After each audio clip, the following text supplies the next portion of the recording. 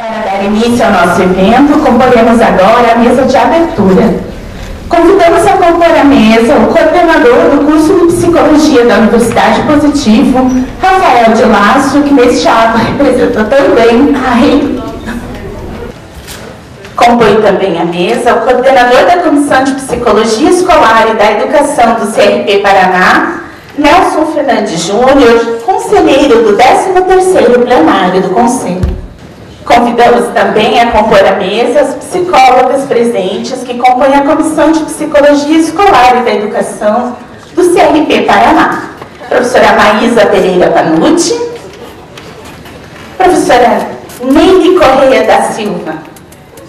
Registramos ainda que compõem essa comissão, mas ainda não conseguiram estar presentes, Irene Carmen Ticone Prestes, Keila Abigail Trojac e Suelen Vilalva. Nós registramos também e agradecemos a presença do capitão Davi Parisi do Amaral, comandante da 1ª Companhia da Patrulha Escolar Comunitária, que também estará presente aqui no nosso evento.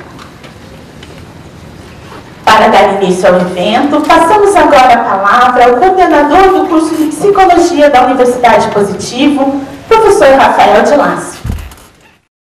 A todos os palestrantes, doutora Gláucia, comandante da Polícia Militar, a todos os alunos, profissionais de psicologia e de educação.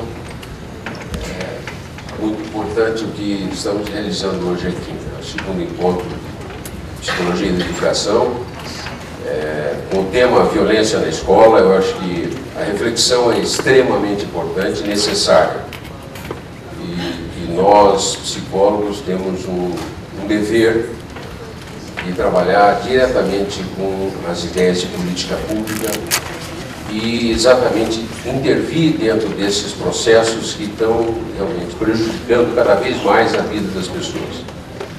E violência na escola é um dos problemas. Então eu parabenizo a Comissão de Psicologia Escolar do Conselho pela iniciativa, por exatamente estar trazendo esse tema tão importante, tão necessário para a discussão e reflexão nossa. Eu tenho um orgulho muito grande de estar aqui, tenho um orgulho muito grande de ser psicólogo, porque exatamente eu sei da minha responsabilidade já de mais de 37 anos de profissão e posso dizer para vocês que a gente a todo momento está refletindo, a todo momento a gente está lutando, a todo momento a gente está discutindo. Ontem mesmo tivemos uma discussão grande lá no Conselho de Psicologia. Nós temos um fórum de discussão de coordenadores de psicologia de todas as IES do Paraná. É um fórum criado por todos nós lá e a gente discute toda a ideia da psicologia. Então é uma coisa muito bacana, independente da instituição, nós estamos discutindo a psicologia, a profissão. Então, vocês entenderem que a gente faz parte do movimento, um movimento sério, e que está realmente preocupado com tudo que está acontecendo. E a nossa ideia realmente é essa, né? Trazer sempre o diálogo. Né? Nós somos pessoas de diálogo. O psicólogo é um profissional de diálogo. E é um profissional que tem que trazer realmente para a reflexão temas com essa amplitude. Tá? Então, parabenizo e desejo a todos um excelente evento. Olá pessoal, bom dia a todos e todas e bem-vindos a todos e todas. O prezado psicólogo Rafael, coordenador do curso de Psicologia da Universidade Positivo, prezados palestrantes, autoridades presentes, psicólogas, professoras, pedagogas, assistentes sociais, colaboradores, funcionários do CRP, alunas e alunos.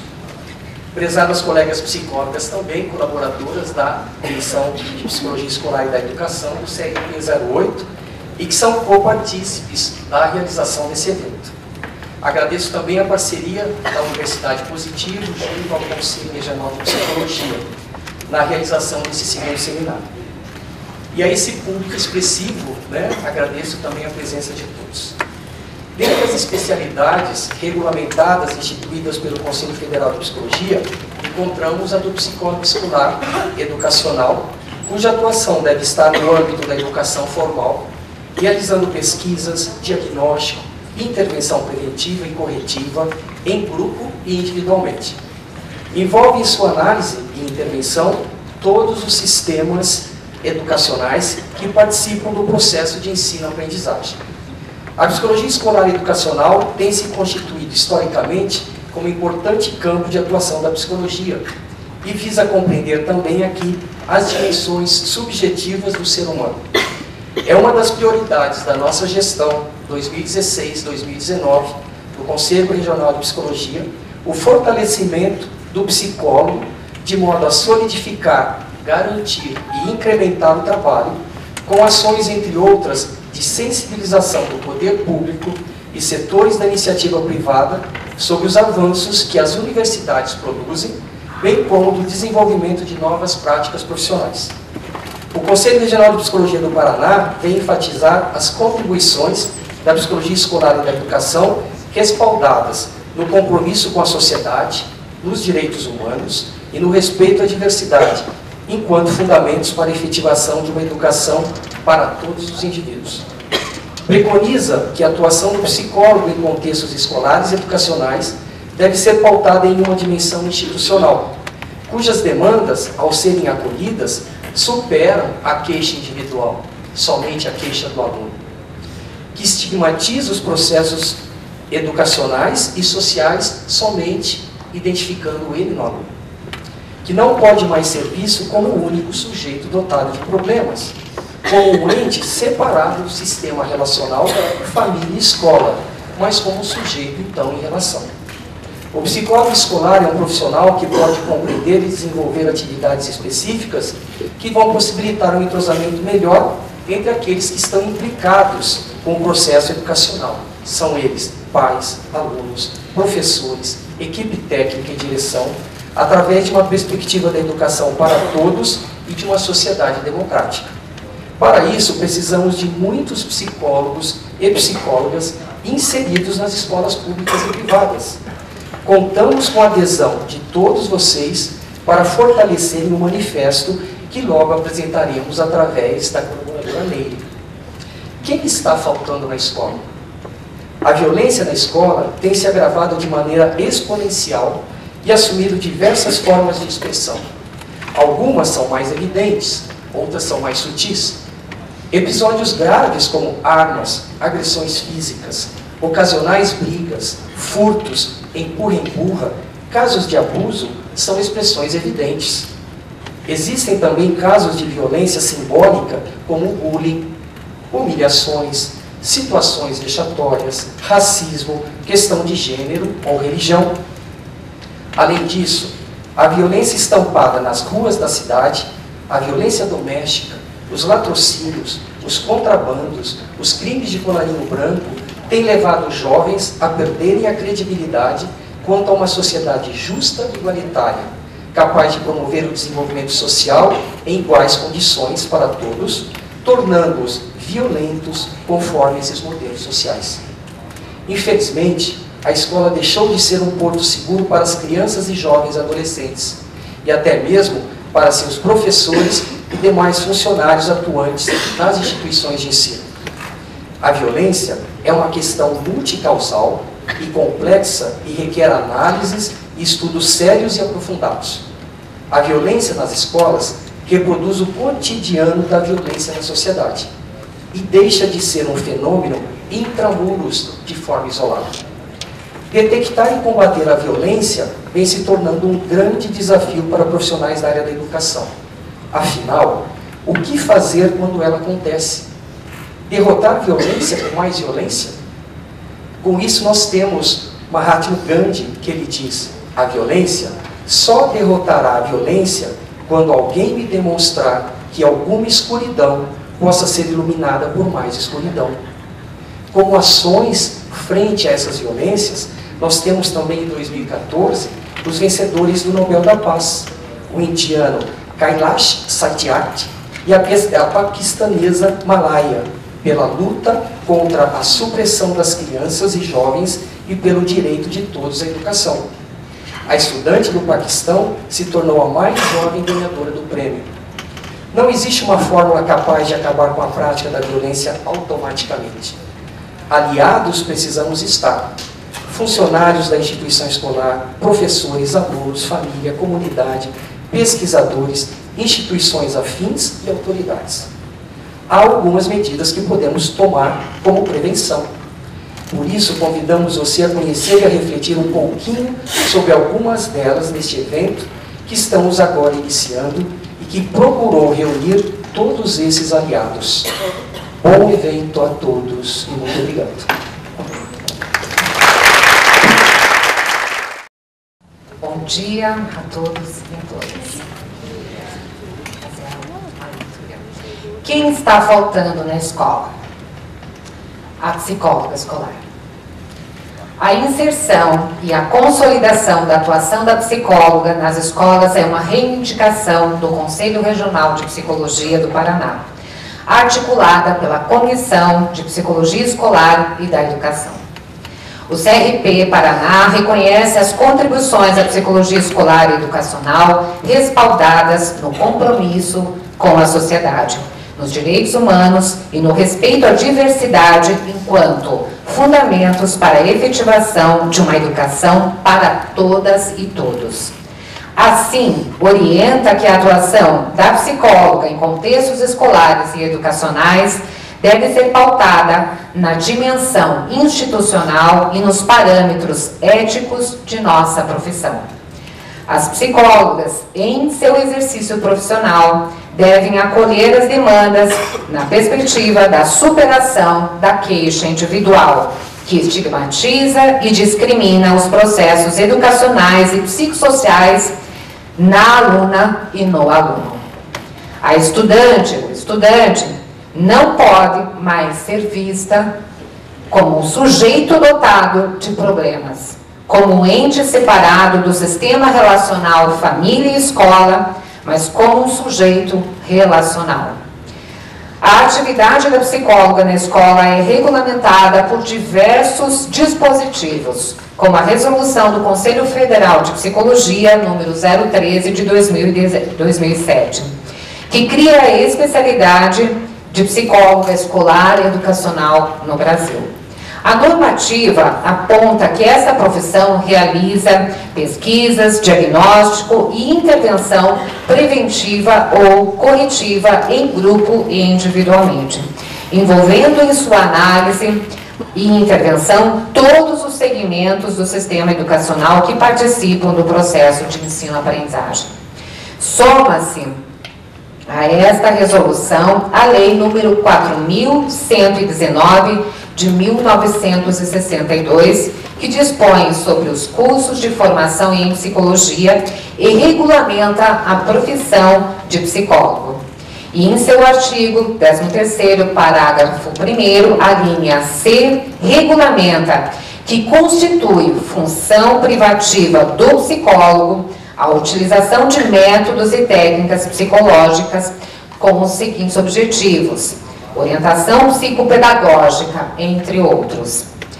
A psicóloga educacional é identificada também pela Classificação Brasileira de Ocupações, CBO 2002, documento que reconhece, nomeia e codifica os títulos e descreve as características das ocupações do mercado de trabalho brasileiro, sob o Código 2515-05, psicólogo educacional, psicólogo da educação, psicólogo escolar.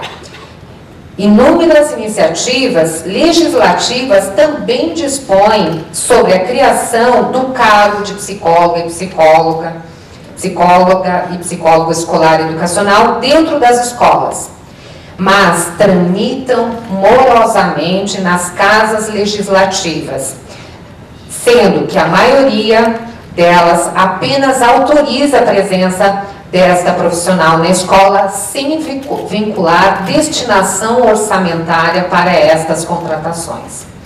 A realidade escolar, bem conhecida e caracterizada por pesquisadores brasileiros, revela que a inter-relação entre os atores participantes do processo educativo produz a maior parte dos problemas enfrentados por educadoras e educadores. A psicóloga escolar e educacional pode compreender e desenvolver atividades específicas que possibilitem um entrosamento melhor entre aqueles que estão implicados com o processo educacional. Pais, alunos, professores, equipe técnica e direção, por meio da perspectiva da educação para todos e todos, e de uma sociedade democrática.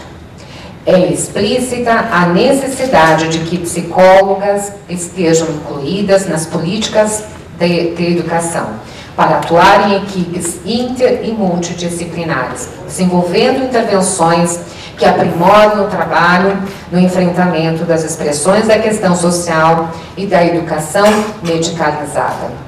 A psicologia tem um papel fundamental no contexto escolar e educacional, contribuindo para a construção de um processo de ensino e aprendizagem de melhor qualidade. O trabalho da psicóloga pode contribuir para a formação de seres humanos engajados nos princípios da solidariedade e da paz, para a consolidação de uma cidadania crítica, criativa e fraterna.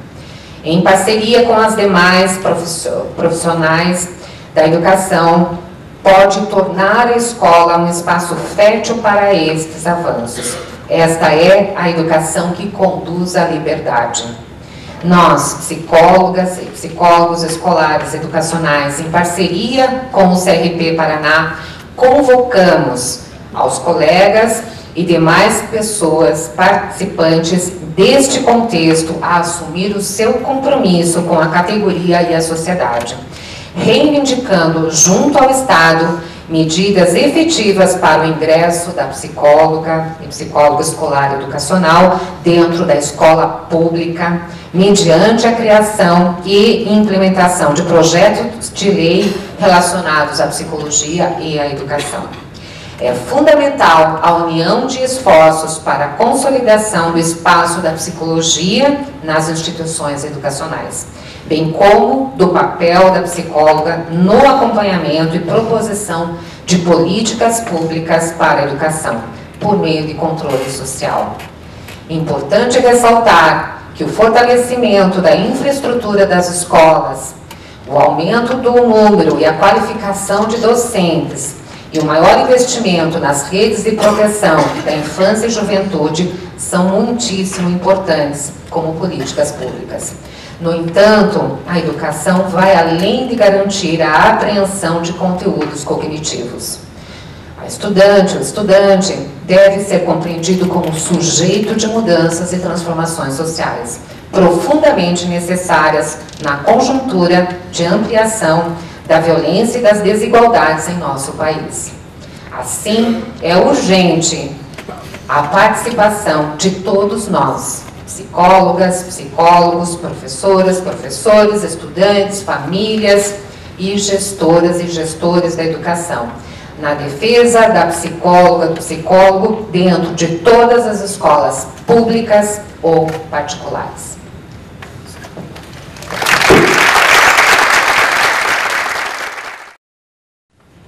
A violência na escola, dada a sua complexidade, não pode ser reduzida a uma única interpretação, o que retiraria a possibilidade de uma análise desse fenômeno tão complexo.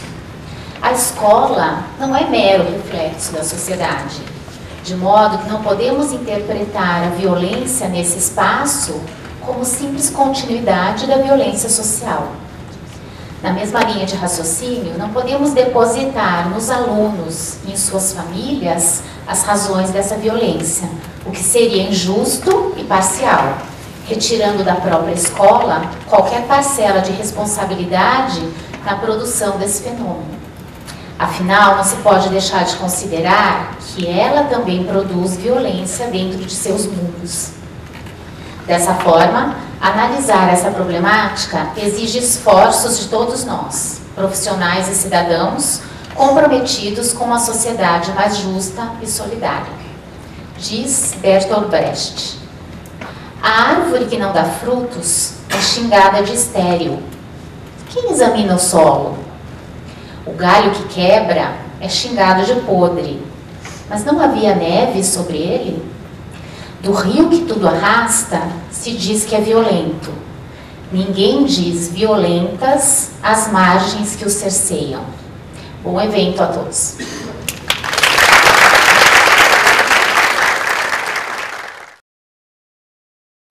Bom dia a todas e todos. Enquanto não tenho aqui aquele aparelhinho, eu gostaria de agradecer ao curso de Psicologia da Universidade Positivo, na pessoa do professor coordenador Rafael de Lácio, e ao CRP, a Comissão de Psicologia Escolar e de Educação, na pessoa do professor Nelson Fernandes. Agradecer a presença de todos e todas e dizer que é um prazer partilhar da nossa experiência em relação ao nosso programa Vozes da Paz. Antes de eu apresentar o programa Vozes da Paz, eu considerei importante a gente apresentar alguns conceitos que são importantes para posteriormente ilustrar o programa.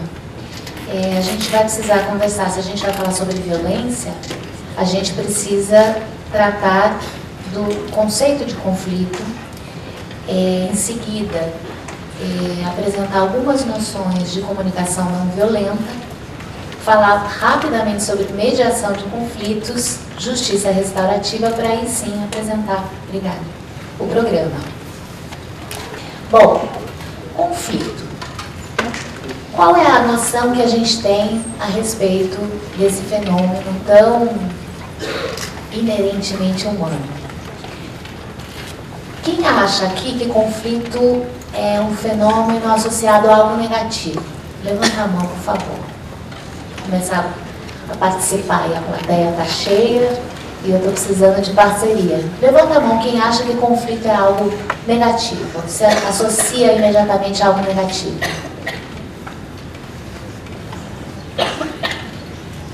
E positivo?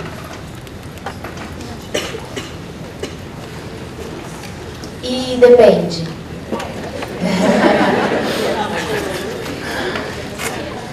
Para a gente entender um pouquinho desse fenômeno tão complexo, é importante a gente pensar assim, de onde nasce o conflito? Será que a divergência faz nascer o conflito? O que vocês acham? As diferenças, as divergências, diferenças de interesse, será que dali nascem os conflitos? Pode ser? Vamos pensar então numa situação bem prática. Eu tenho uma determinada religião e a minha vizinha de muro professa outra religião. Somos diferentes, temos interesses divergentes, enxergamos o mundo de maneira diferente em relação à religião. Essa diferença vai gerar conflito? Não necessariamente, né? Pode, não necessariamente. Agora, como é que se eu for a vizinha, vamos supor que eu seja evangélica e a minha vizinha professe outra fé, vamos imaginar, sei lá, candomblé. Pode ser qualquer exemplo de religião. Eu, como evangélica, o que me faz feliz? Como evangélica, qual é a minha necessidade? É ter a liberdade de professar minha fé, não é isso? E de ser respeitada na identidade que eu escolhi para mim. Nessa faceta de identidade, vamos chamar assim, a religiosa, não é isso? Enquanto eu tiver a liberdade de expressar a minha religiosidade e for reconhecida e respeitada na minha identidade, eu serei uma mulher evangélica feliz. E o mesmo para minha vizinha. Agora, nós podemos conversar sobre isso, eu e a minha vizinha. Nós podemos identificar as nossas divergências e nem por isso o conflito surgirá. Agora, se eu vou, na calada da noite, ao muro da minha vizinha e escrevo algo, ou colo adesivos que expressam as minhas verdades, daí parece que aí temos um problema, não? Dali, dessa atitude pode gerar um conflito, concordam? Então veja, não é necessariamente a divergência, por mais brutal que seja a diferença de interesses, que vai gerar o conflito. E sim, uma atitude que pode violar o quê? Uma necessidade e uma identidade. Ou seja, a necessidade da minha vizinha de ser livre para se expressar, que eu estou violando, e a sua identidade, que ela escolheu, que eu não estou reconhecendo. Essa é a forma com que a gente trabalha no nosso programa. Mais tarde eu vou falar, nós trabalhamos há quase 20 anos com mediação comunitária. E o Vozes da Paz é o braço escolar, vamos dizer assim, do programa Justiça Comunitária. A nossa premissa é de que o conflito nasce quando esse binômio acontece. Uma necessidade humana, seja ela física, né?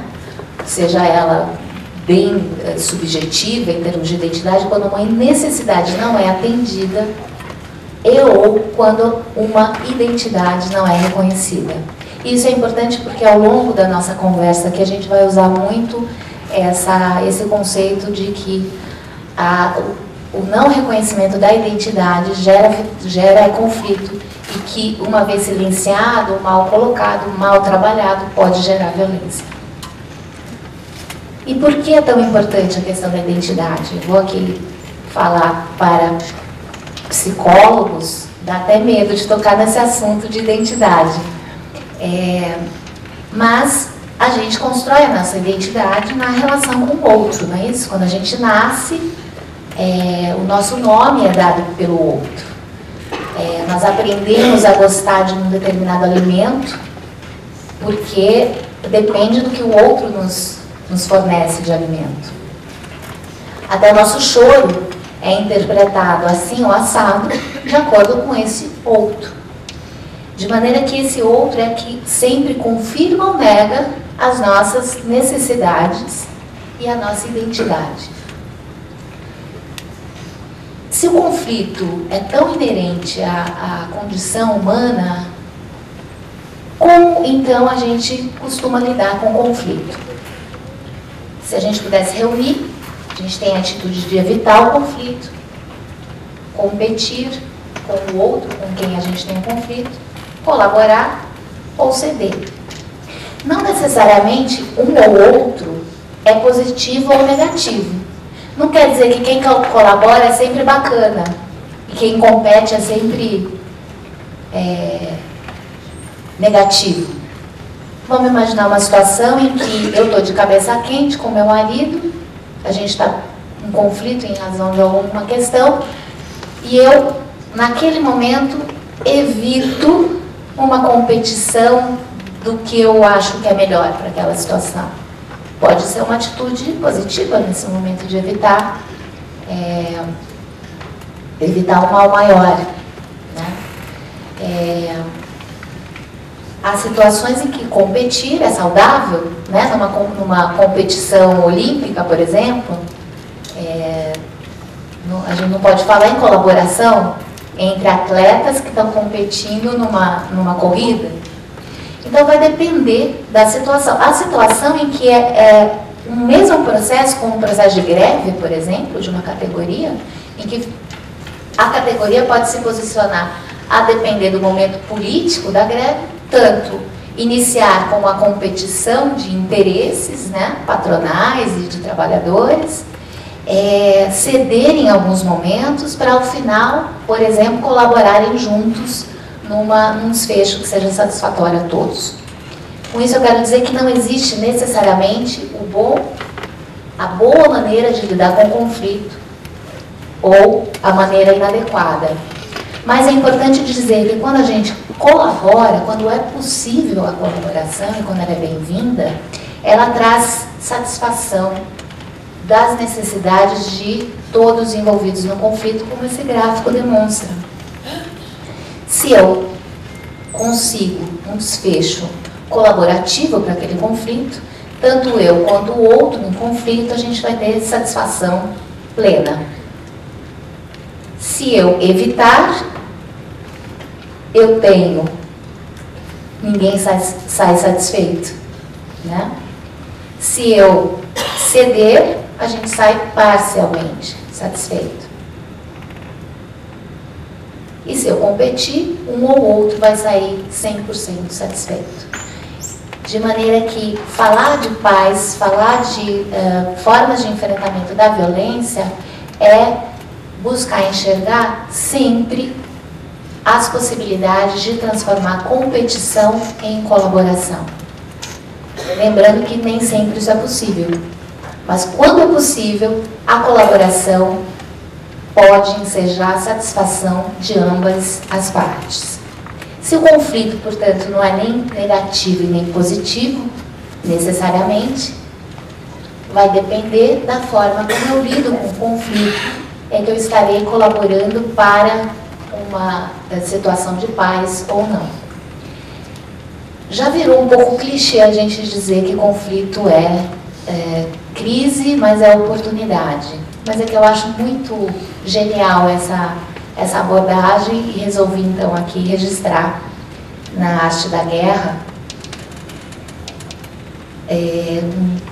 uma obra escrita há tantos anos atrás com essa sabedoria de que o conflito em si não é positivo ou negativo, vai depender como a gente lida, e no núcleo do conflito tem a semente da criação e da desconstrução.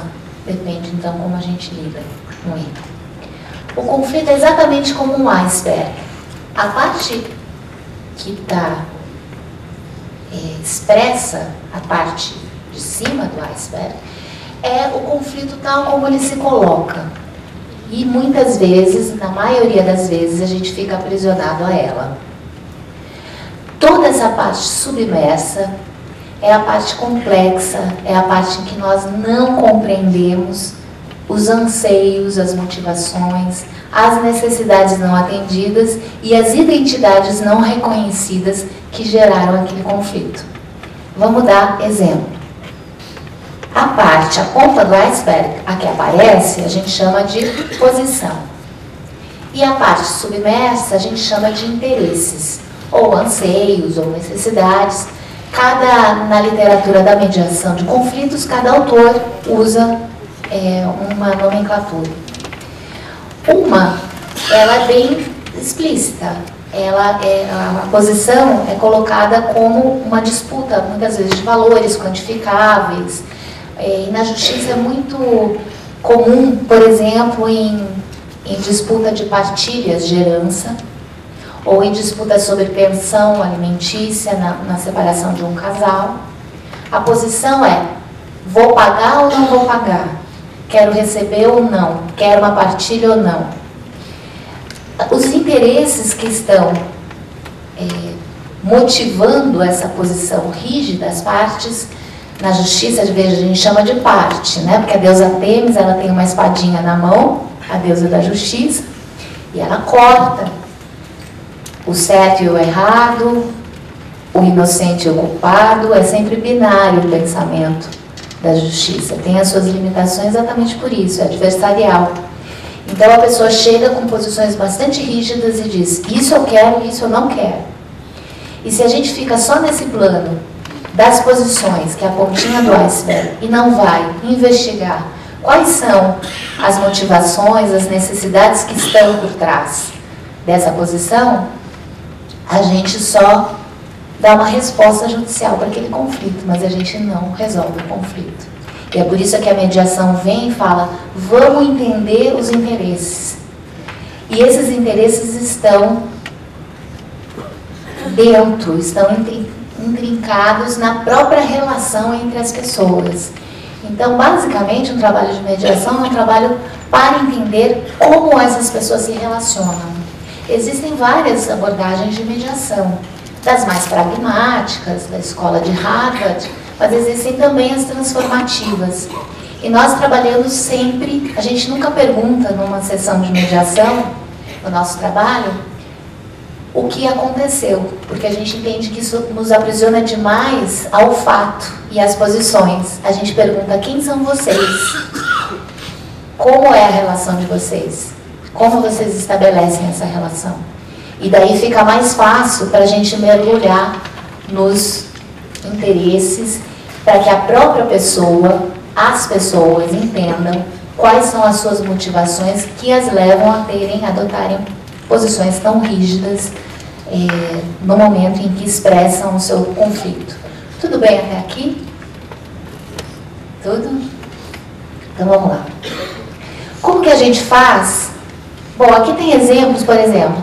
Imagina um diretor da escola que fala a sua posição. Está numa disputa ali, os alunos estão bravos com o diretor, que ele fala: não, eu fechei a quadra esportiva da escola e pronto. E aí você então vai entender que a motivação desse diretor não é ser autoritário, né? Mas usar da sua autoridade para buscar uma disciplina, para evitar que, se aquela quadra está sendo objeto de disputa entre grupos de alunos, e que está dando muita briga, então vamos fechar a quadra, porque aí sim, a minha motivação, qual é a sua motivação? É manter a disciplina, é manter a harmonia. Bom, será que essa é a melhor maneira de resolver isso?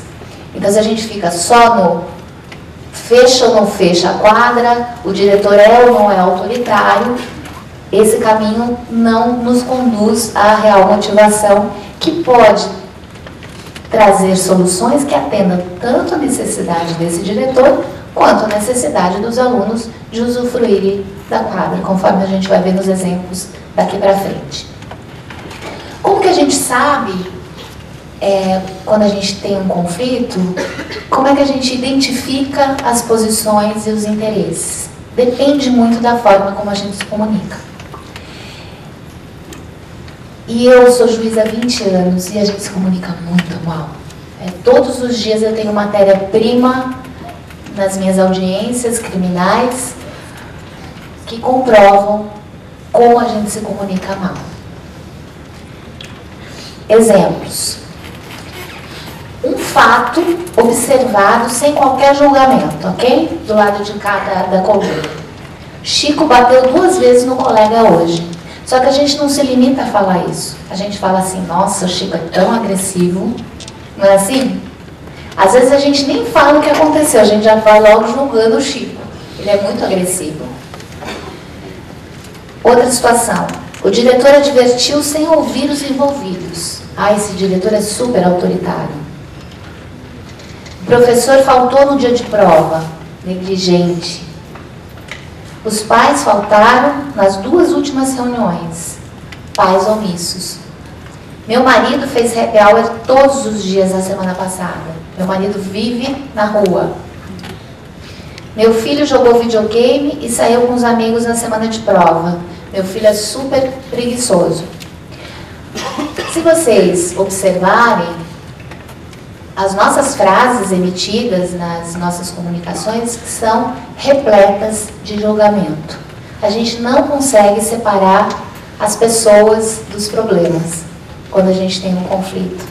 E uma das primeiras tarefas, quando a gente vai trabalhar com comunicação não violenta, é saber separar as pessoas dos problemas, saber separar também os fatos sem qualquer juízo de valor sobre eles.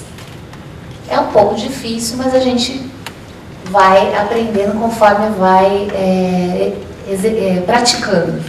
A comunicação não violenta é uma maneira da gente se conectar com o outro sem julgamento. Quais são os passos dela? Primeiro, a gente tem que observar o fato sem julgamento, quando a gente está diante de um conflito. Sejamos nós parte desse conflito ou alguém que está querendo colaborar para um bom desfecho daquele conflito. Segundo lugar, identificar os nossos sentimentos em relação àquele conflito. Identificar e acolher. Não é feio sentir raiva. Sentir raiva é humano. Precisa ver como é que você vai lidar com essa raiva. compreender quais são as nossas necessidades que estão ligadas a esses sentimentos. Bom, eu estou sentindo tal coisa porque, se eu pergunto por quê, eu descubro a minha necessidade. Compreender a necessidade do outro com quem estamos em conflito. Fazer pedidos de forma positiva, e o nosso professor de mediação sempre fala, ao invés de julgar, pedir. Mudar a mão. E se comunicar, portanto, de uma forma mais efetiva e afetiva. Vamos pegar os nossos 6 casos do Chico, agressivo, etc. E vamos ver como seria uma maneira não violenta de se expressar? Do Chico agressivo. Observação do fato. Chico, vamos imaginar que é um professor falando com um aluno Chico, tá? Você bateu 2 vezes no colega hoje. Sentimento. Fiquei preocupado porque preciso que a sala de aula seja... Porque preciso, necessidade. Que a sala de aula seja um ambiente que transmita segurança. Pedido. Para isso, quero que você não bata mais em nenhum colega. Você poderia falar comigo sempre que tiver algum problema? Fica melhor assim, não fica? Do que chegar na sala de professores e falar, nossa, o Chico é super violento. Ah, o que houve? Ele bateu de novo em 2 colegas hoje. Pronto. Diretor autoritário. O aluno que vai conversar com o diretor. Você me advertiu sem me ouvir.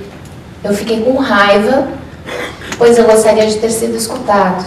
Quero te pedir que dê oportunidade de fala aos alunos antes de qualquer julgamento.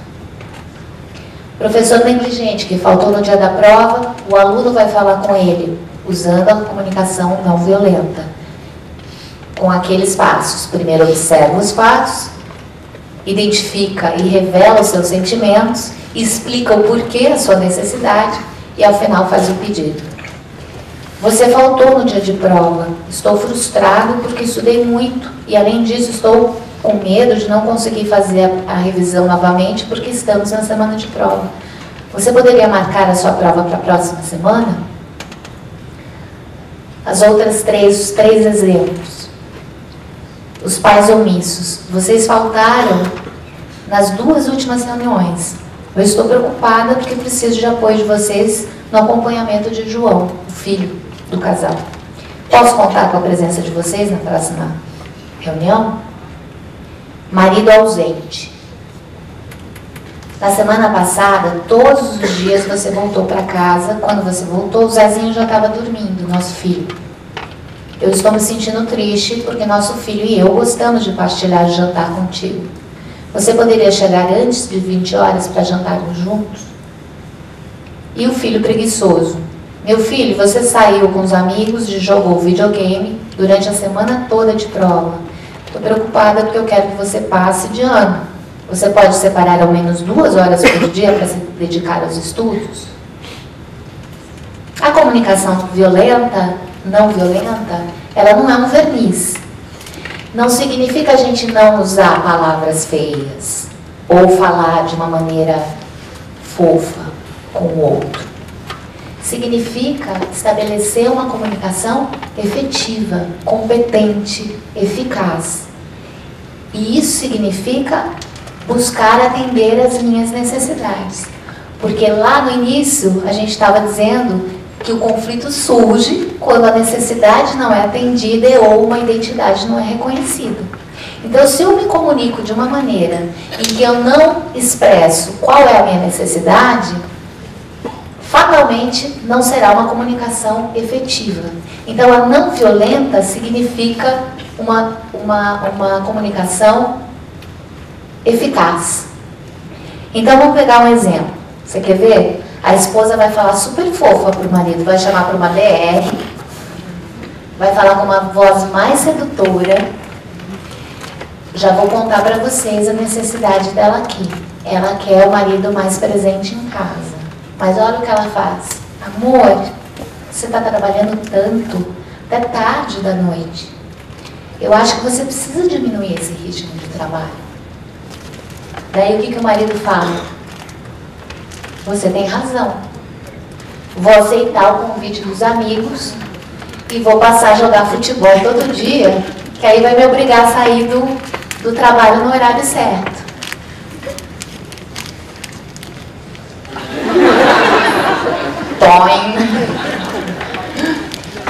Essa carinha de frustração, o que é essa frustração senão uma necessidade não atendida? Agora, como é que o marido vai atender a necessidade se ela não se expressou? Olha a decepção, olha os dedinhos dela, olha a sobrancelha. Daí surge o conflito.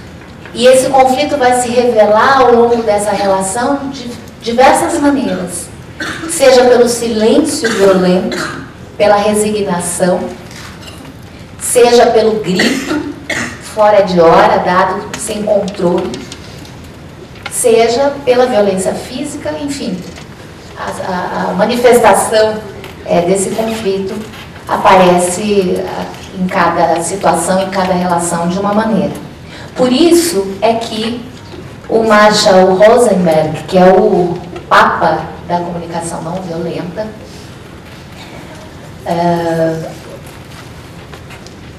nos ensina, né, que cada violência é uma expressão trágica de uma necessidade não atendida. Então, só para a gente fechar aqui o nosso lembrar em casa, chegar em casa hoje, com filho, com marido, com mãe, com pai, com irmão, observar o fato, associar com o que eu estou sentindo, identificar qual é a necessidade, o porquê estou sentindo isso, qual é a minha necessidade e fazer o pedido. A comunicação não violenta é uma ferramenta importantíssima para a gente trabalhar a mediação de conflitos.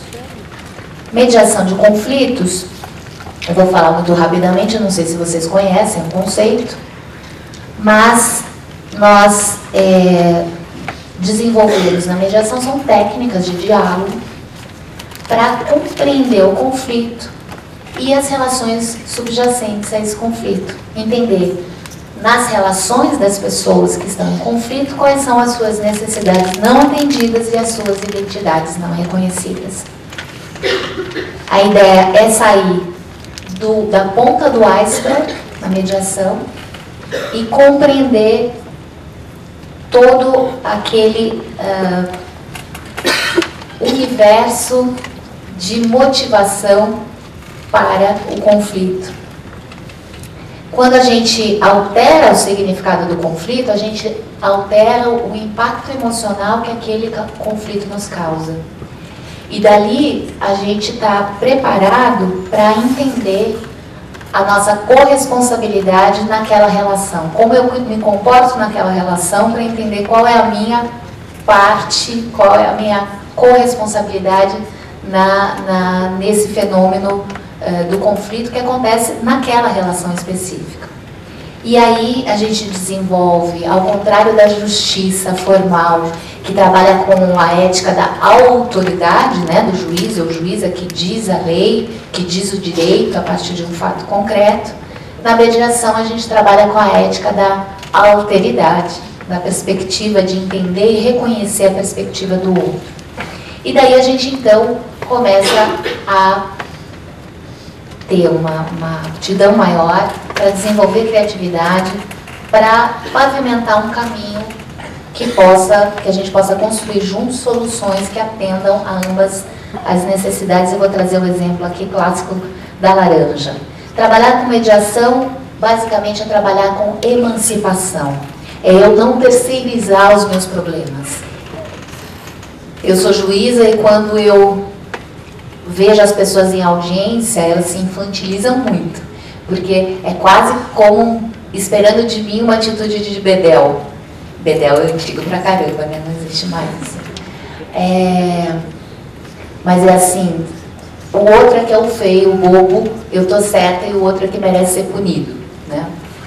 E a gente terceiriza os nossos problemas esperando que alguém os resolva por nós.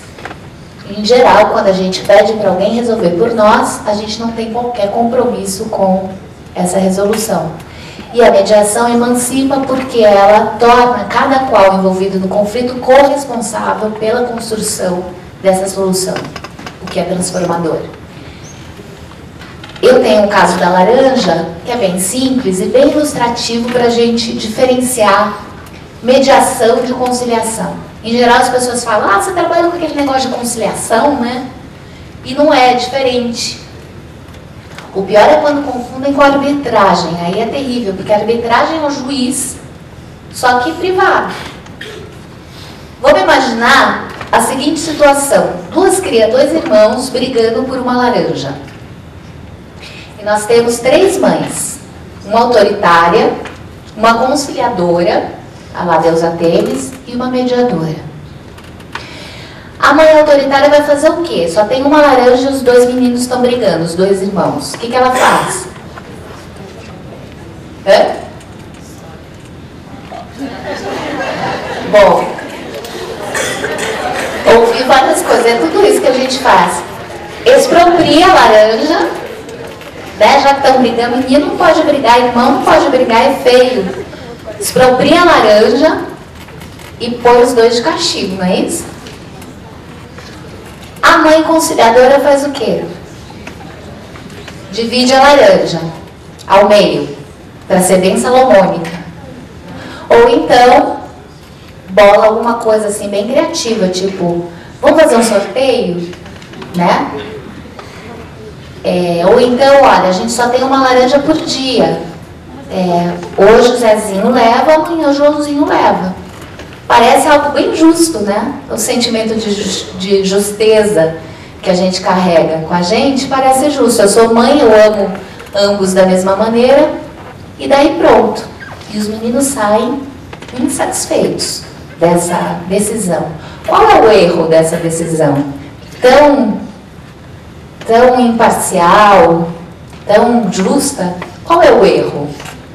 A gente não sabe qual é a necessidade do Zezinho. O conflito surgiu por quê? E do Joãozinho. Daí a mãe mediadora faz a perguntinha mágica. Joãozinho, por que você quer a laranja?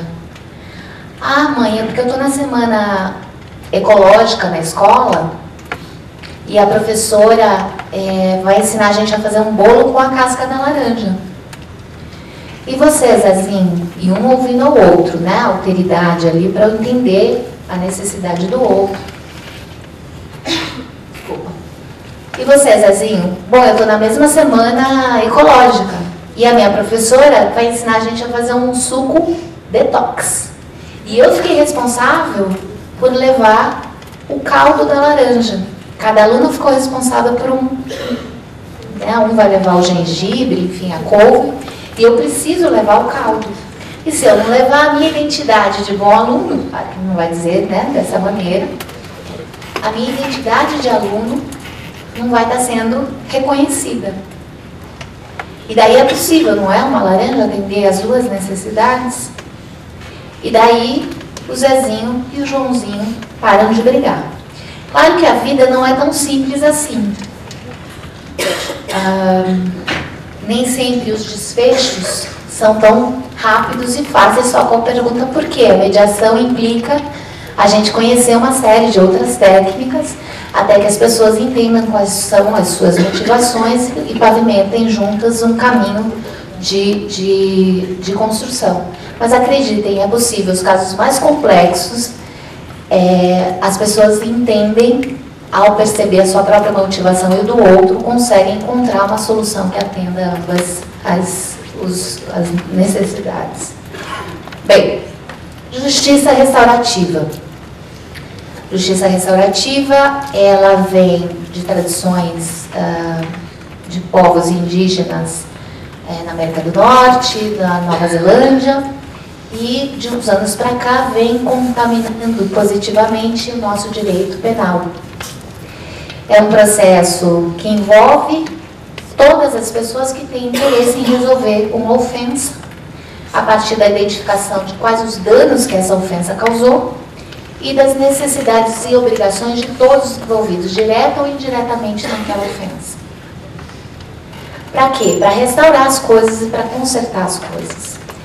Na comparação com a justiça retributiva, que é o que nós fazemos, né? Nós retribuímos um mal com um mal, que é a punição, um mal praticado. Enquanto uma viola a lei, o outro busca entender como aquele dano violou as pessoas e as suas relações. Uma a gente pune, a outra a gente desenvolve a responsabilidade em corrigir o mal praticado. Uma se investiga a culpa e o dolo, que é na justiça penal, que eu estou me referindo, né? Na restaurativa, a gente busca compreender necessidades. Uma é adversarial, diz o que é certo, o que é errado, culpado, inocente. A outra vai trabalhar com partilha de narrativas, é dialógico e não dialético, enfim. Uma busca punir e a outra busca reparar. Eu vou avançar mais rapidinho para a gente não... para sobrar tempo de apresentar o programa que eu pretendo fazer agora.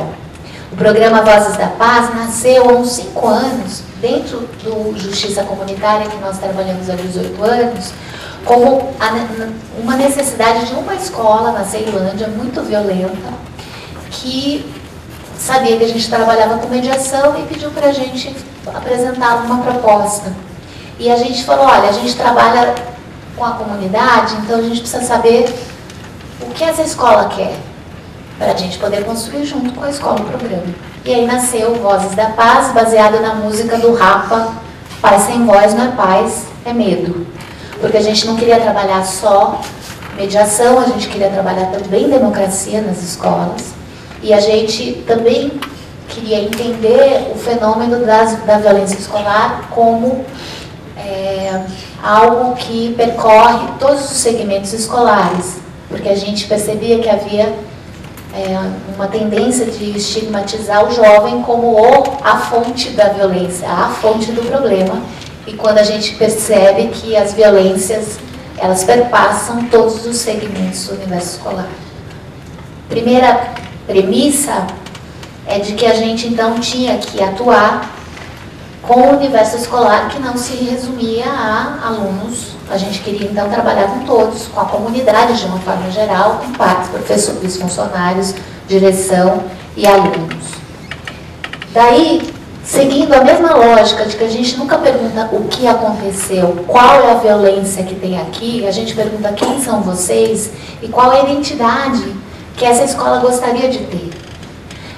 Perguntar sobre identidade, os sonhos e as necessidades das pessoas ou das instituições é mágico, é muito transformador, porque a gente trabalha com uma matéria-prima muito visceral. Perguntar qual é o sonho, qual é a identidade que essa escola gostaria de ter. E é evidente que essa lista, ela não se resume, ela é um exemplo do que as pessoas mais ou menos imaginam de uma escola bacana, uma escola de paz, que é uma escola que não se resume a transmitir conteúdo, né? Uma escola que vai trabalhar a sociabilidade positiva, dando um espaço de inclusão social, de aprender valores éticos, de formar espírito crítico, enfim, de reconhecer diversidades e de transmissão de conhecimento, algo muito maior, que na verdade é uma partilha da herança civilizatória. Ao se discutir as identidades, então, para ser objetiva, nós trabalhamos primeiro, buscamos agrupar todos os segmentos do universo escolar. Começamos trabalhando com a identidade que essa escola gostaria de ter, e aí a gente vai entender quais são as violências que aquela escola sente, que tem ali. E aí a gente vai ver que além do bullying, além das agressões físicas, além de uma questão comportamental, e eu digo isso porque há vários programas em outros estados que trabalham com mediação nas escolas. E alguns trabalham dessa maneira como nós trabalhamos. Outros, porém, trabalham muito na mediação para resolver questões comportamentais entre alunos e ficam ali. E a gente acha importante discutir também que a violência passa pela violência estrutural clássica, que está na sociedade também, nos seus recortes clássicos, quais sejam violência da questão racial, o racismo, o sexismo, a violência de classe, que se reproduz também na escola, como não poderia deixar de ser. E a violência simbólica, que são os silêncios, né? O poder exercido de uma maneira não democrática, as identidades que não são reconhecidas, a disciplina imposta pelo medo, pela punição, etc. E daí a gente tem que então pensar com esse grupo como buscar a disciplina. Será que a única maneira de conquistar uma escola com disciplina é pela punição? Então, a gente começa a conversar sobre o papel da punição e a conversar sobre essa tendência que nós temos de terceirizar os nossos problemas para a gente não precisar assumir responsabilidades. A punição, quando ela é um recurso que não desenvolve a autodisciplina. Ela tem que ser usada em último caso. A disciplina, buscar a disciplina, conquistar a disciplina, significa reunir habilidades para compreender os valores que estão embutidos pelas regras, atrás, embutidos nas regras que são estabelecidas. Então, ali naquele desenho, é um carro que estacionou no local proibido. Esse fato é um fato, ele é mais problemático porque ele violou uma norma e, portanto, ele merece uma punição, já que tem aquela plaquinha dizendo que não pode estacionar, ou ele é um fato negativo porque ele não pode estacionar ali porque ali tem florzinha, ali é um espaço verde, não é um espaço de carro. Nós trabalhamos esses diálogos que eu estou dizendo aqui com processos circulares.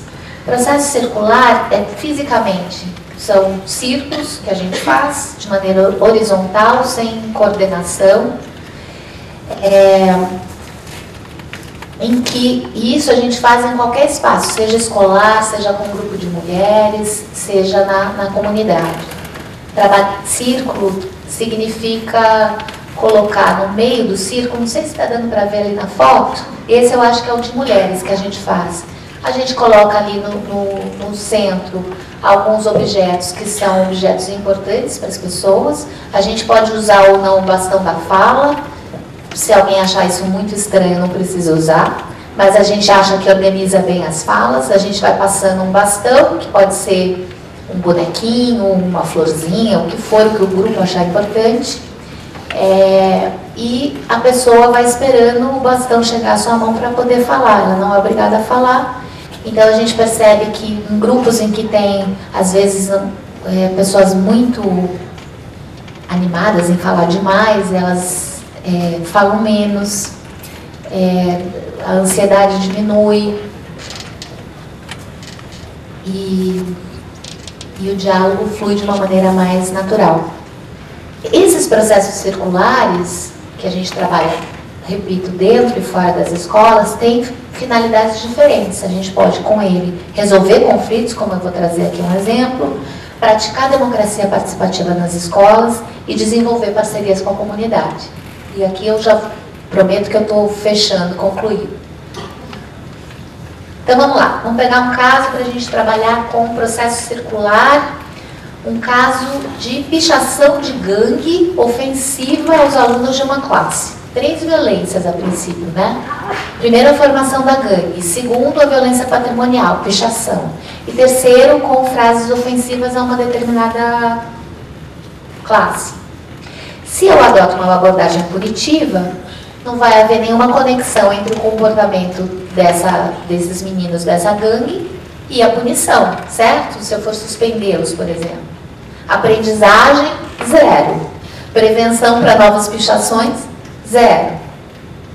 Se eu adoto uma abordagem causal, não, a gente tudo bem punir, mas a gente tem que tem que ter um caráter pedagógico essa punição. Então, vai pintar o muro e vai ter que pedir desculpa para o grupo. Vai ter que pedir desculpa para o grupo. Se eu adoto uma abordagem restaurativa, então, muito parecido com a mediação, com os princípios da mediação e da comunicação não violenta, aí sim eu pergunto o que aconteceu, porque eu tenho um fato específico que eu quero resolver. O que aconteceu, como isso, por que isso aconteceu. Muitas vezes a pichação, eu lido muito com o pichador lá na minha vara criminal. Muitas vezes o pichador, ele quer se expressar, tem uma série de questões que envolvem pichação, que é disputa de poder, aquela linguagem que só eles entendem. Mas uma me chama muito a atenção. Os pichadores querem falar. E eles querem falar. Pergunta se você der um lugar bem ermo, se eles vão pichar. Eles querem falar, eles querem ser vistos, eles querem se expressar de alguma maneira. É óbvio que não é dessa maneira, é uma maneira saudável de se expressar, pichando a parede das pessoas. Mas se a gente transforma essa necessidade da expressão em algo criativo, algo colaborativo, que possa trazer benefício para a escola, o pichador deixa de ser um pichador, passa a ser um grafiteiro, por exemplo, com arte, ele se expressa porque a sua motivação, se for essa, é se expressar, e toda a escola ganha com isso. Por que formou gangue? Qual é a necessidade da gangue, se não a busca muito forte pelo pertencimento? Gangue é necessidade visceral de pertencer a um grupo, de ser aceito. Então, em rodas, em círculos restaurativos, é possível sim trabalhar com conflitos e violências muito comuns, né, nos dias de hoje, entendendo as necessidades, os motivadores daquela violência. E aí a gente vai trabalhar quais foram as relações afetadas com isso, qual foi o impacto disso na vida das pessoas, como os jovens que foram xingados com aquela frase se sentiram. E aí você desenvolve empatia. Os pais desses jovens, tanto dos que foram ofendidos quanto os que ofenderam, como eles interpretam isso, os pais são chamados para esse círculo, né? A escola, no que a escola se omitiu? Por que essas crianças estão se expressando dessa maneira? Porque há canais de expressão dentro da escola, enfim. E aí é possível, entendendo o que aconteceu, começar um trabalho de, então, como consertar as coisas, como se responsabilizar, como esses jovens que ofenderam tanto o patrimônio quanto outros seres humanos vão consertar as coisas, como eles vão se responsabilizar por isso e como planejar um futuro cooperativo a partir dali. A democracia participativa é uma segunda finalidade do trabalho em círculo, do trabalho coletivo. Vocês vão ver no vídeo rapidinho, é um vídeo bem rápido, mas tem os cartazes: eu critico tal conduta e felicito tal conduta. Nunca criticar alguém especificamente, né? Quando acontece tal situação, eu me sinto assim porque a gente coloca os cartazes de críticas e de felicitações. É uma maneira de praticar a democracia. Reconhecer as instâncias de organização dos alunos, os grêmios, eu não sei se ainda chama assim grêmios, lá em Brasília a gente chama de grêmios. Construir juntos normas. Vocês vão ver um caso aqui no vídeo que o diretor falou assim: como é que a gente vai fazer para ter um resto de orçamento aqui, como é que a gente vai, no que a gente vai aplicar? Orçamento participativo na escola. Aí as crianças, ventilador. Aí o diretor falou: não, eu estou cansado de comprar ventilador e vocês destruírem. Eles disseram: mas agora esse ventilador é nosso, porque a gente está participando do destino daquela rubrica orçamentária que sobrou no final do ano.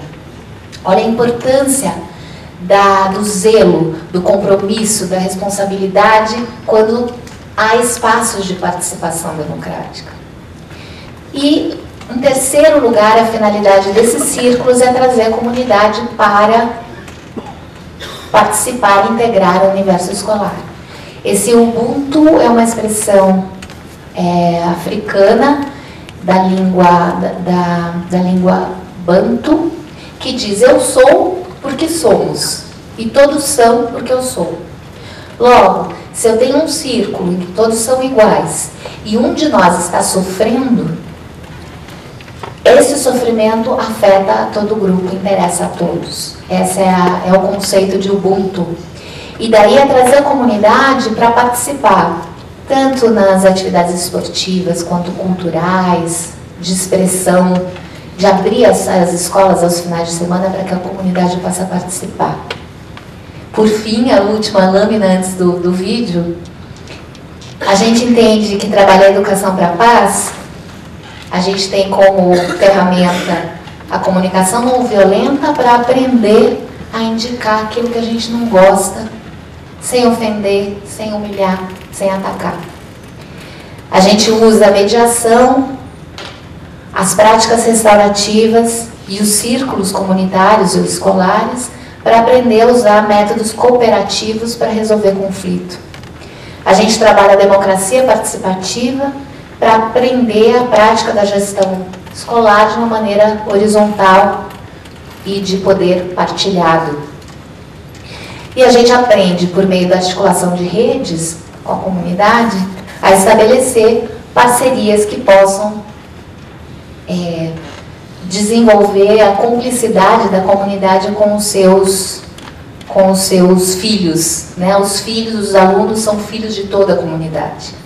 E dessa maneira, a gente tem um ciclo virtuoso, onde trabalhar a autonomia, o autonomos, a autogestão, a não terceirização, a responsabilidade, de maneira partilhada, vai despertar pertencimento, vai despertar atitudes de cooperação ao invés de competição e vai proporcionar uma escola democrática. Terminando então, eu só queria dizer o seguinte: da mesma forma como hoje a gente percebe que a democracia, a representativa, essa que faz a gente votar de 4 em 4 anos, aqui de 2 em 2, né? Lá em Brasília é só de 4 que a gente não tem prefeitura. Essa que faz a gente votar, ela é muito importante, mas ela é insuficiente. Cada vez mais a gente percebe que é necessário canais para uma democracia participativa. A justiça, da mesma forma, a justiça só do juiz ou da juíza não se mostra suficiente para lidar com a complexidade humana das relações humanas. E daí a gente precisa de uma justiça participativa, de uma justiça que vá aonde o povo está. E eu ousaria dizer que, da mesma forma, então, a educação.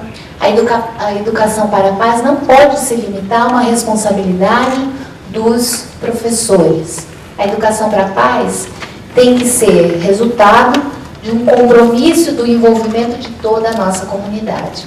Só assim a gente pode construir um cidadão e cidadã do futuro que possa transformar os nossos sonhos mais utópicos, que é de uma sociedade livre, justa, igualitária, de paz, em realidade.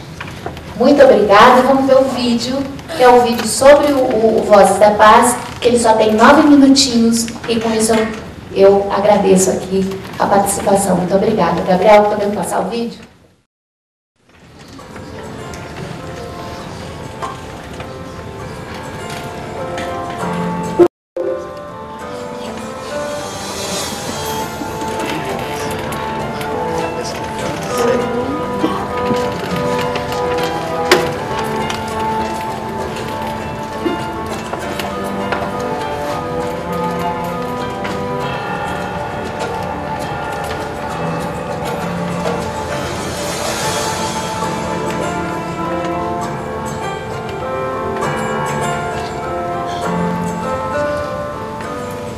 Era quase que diariamente nós tínhamos algum tipo de conflito na escola, ou discussão verbal, ou via de fato. Podemos dizer que a palavra paz não tinha muito significado dentro da escola. Então, o que nós percebíamos é que o alunado nosso não tinha um hábito de conversar. Qualquer assunto, qualquer coisa, motivo para uma briga, uma discussão. E nesse aspecto paz veio contribuir, porque nós ensinamos não só aos nossos alunos, mas aos funcionários, aos professores, que o diálogo era a solução. Faz parte do círculo, não só o professor e aluno, mas também a direção, representando a gestão escolar, os servidores. É importante ter os servidores também para a gente ter um outro olhar das pessoas que fazem parte desse ambiente escolar. E também a presença dos pais de alunos. Isso é legal, porque a gente vai ter também um olhar da comunidade. A gente vai ver várias coisas funcionando, porque vai ter um olhar diferenciado de cada segmento. Mas com esse negócio de a gente poder dar a nossa opinião, tipo, a gente deixa aquilo do jeito com a nossa cara, entendeu? Antes da Assembleia não era nada bom, estava tudo vira-volta, a gente não conseguia achar soluções para os problemas e para os conflitos da sala. Mas agora com a Assembleia tudo ficou melhor.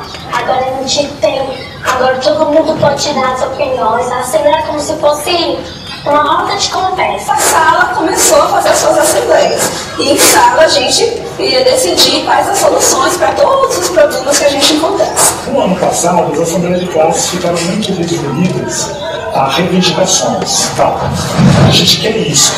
Mas o que a gente precisa fazer para ter isso? Por exemplo, foi os ventiladores.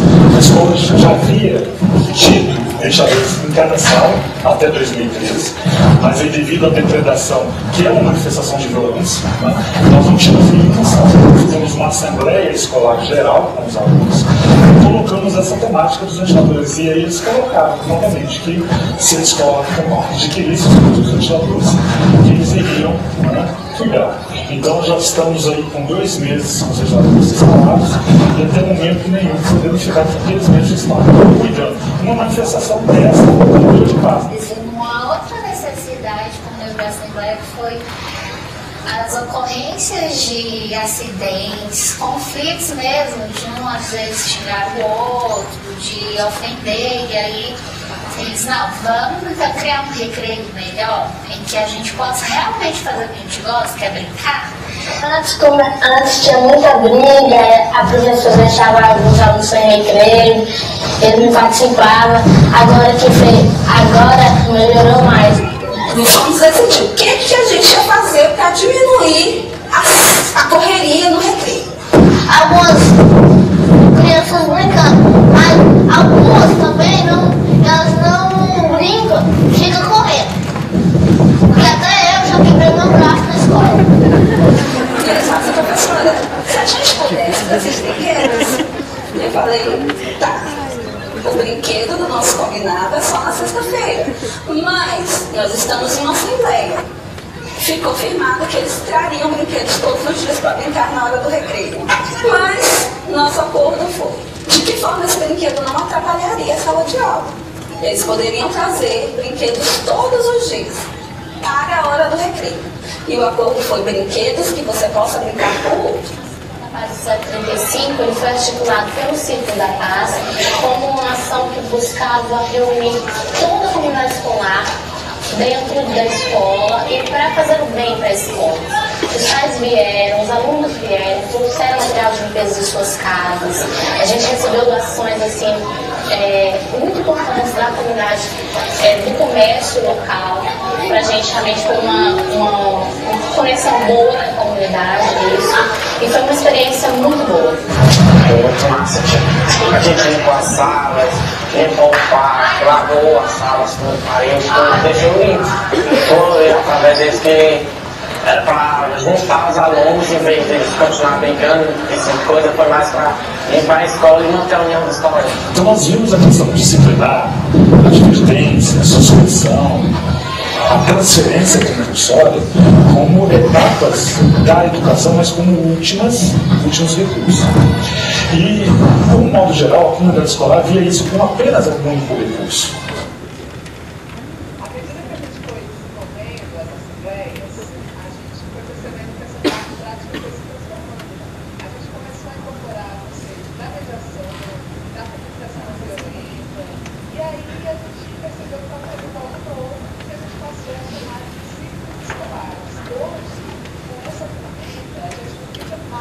Efeito da produção única estratégia.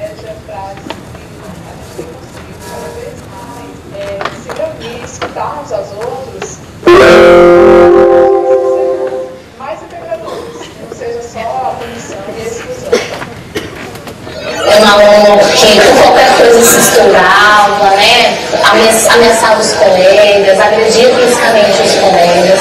Era um aluno que não se interessava pelos estudos. Até que um dia nós decidimos, aqui nesse mesmo espaço, em outro espaço ali na frente, começar uma roda de música medieval. E assim, como que um milagre aconteceu na vida dessa criança. Ele simplesmente se sentou na roda e aí, o tempo todo, a partir desse dia, ele traz violão para a escola, ele busca participar das atividades artísticas e na música, ele promove atividades assim. E é um aluno que ele se viu importante para a escola nesse sentido artístico. Tem uma criança na escola que é uma criança muito difícil. Ele tem muitas atitudes agressivas, né? Então, assim, normalmente as crianças não querem brincar com ele. Os meus meninos começaram a brincar com ele e mostrar que era melhor brincar do que brigar, né? Então, assim, hoje ele é, digamos, um aluno adotivo da minha sala. Durante o recreio ele brinca com as minhas crianças e ele começou a fazer um teatro, então ele conta histórias para os meus alunos e aí eles pegam cadeiras na hora do recreio, colocam umas cadeiras lá e fazem um teatrinho. Me deixou muito feliz, né? Você vê que uma sementinha que você plantou já está servindo para eles trabalharem com outras crianças, ou seja, já está saindo da sala de aula. Caso de aluno falar que pediu para fazer uma assembleia, para explicar para a família como que funciona a assembleia para poder adotar em casa. Então, eu recebi relatos de pais em reuniões falando: meu filho melhorou a comunicação, até mesmo alguns incômodos que ele tem aqui em casa, ele veio de uma maneira mais amena, mais tranquila para conversar. E até mesmo chegou a propor a assembleia em casa para melhorar nosso ambiente familiar. Para que eles começassem a trabalhar dentro de casa também, porque existem decisões que eles podem participar, né? Então, de chamar os pais: mamãe, isso não está legal por isso, então para eles começarem a conversar em casa. Para trabalhar mais nessa questão de autonomia, de ele participar da família também, assim como ele está participando das decisões da escola, né? Então, assim, tem sido muito positivo, né? É uma questão de desenvolver a comunicação mesmo, e de ele se sentir parte, né, ativa dessa sociedade que ele vive. Ele não pode só ficar recebendo o que vem dos outros, ele começa a participar. Eu quero fazer parte das mudanças da nossa escola, eu quero fazer parte das mudanças da minha casa, né? Então, assim ele vai crescer um cidadão que vai querer fazer parte das mudanças da vida também, né? Quando a gente aprende sobre a paz, isso melhora a convivência com nossos pais, na nossa casa, com nossa família, com nossos colegas. Quando a gente tem paz, parece que tudo muda.